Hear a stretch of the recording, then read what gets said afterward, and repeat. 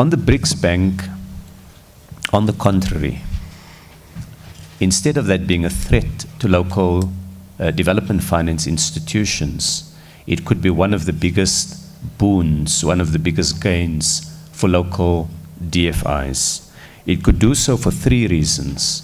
One, it is in itself a source of funding. Development finance institutions draw money from other development finance institutions.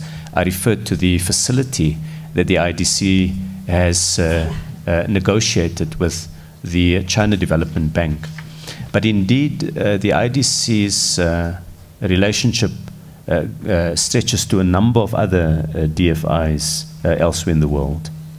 So to the extent that we get more capital being made available, there's a greater source of funding for local DFIs. And remember, in the BRICS countries, there are some BRICS members, particularly China, with large surpluses at the moment that are generated by exceptional export earnings. And there are large gaps or shortages in our neck of the woods. So you have potentially a very good fit between the two.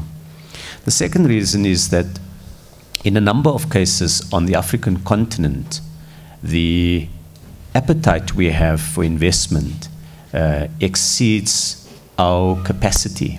We don't have enough resources for the significant investment opportunities we think the African continent holds. It's a story of minerals and of agriculture and of oil, but it also is a story of infrastructure that can unlock that and help to industrialize more of the continent. So if you have a BRICS-level bank, it becomes a significant partner elsewhere on the continent, and that's very important to us from the IDC side, from the Development Bank of Southern Africa's side. And the third one is, even in the space of the domestic economy, the DFIs recognize that whilst they're doing a lot more, and whilst their mandates are being expanded and their targets are being stretched, they don't have enough resources to respond to all of the opportunities that will emerge as our infrastructure program takes off and as the localization drive of the state gathers pace.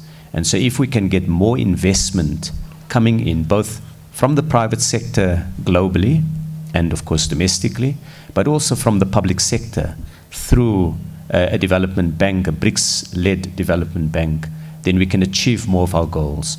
So we would welcome this, and the IDC would be significantly strengthened by the emergence of a BRICS-level bank.